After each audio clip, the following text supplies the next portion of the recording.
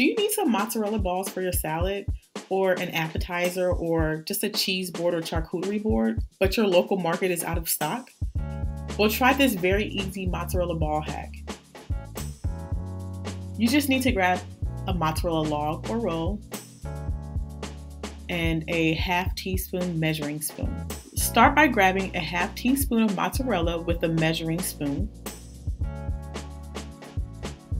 Put it in between both of your hands and roll the mozzarella cheese in a circular motion.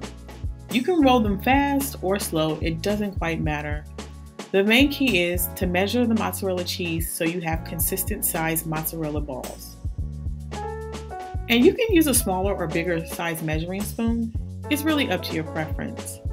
Like, I use this ½ teaspoon because it's a great bite size for a finger food or for salads. I made these balls for this caprese reef salad I made.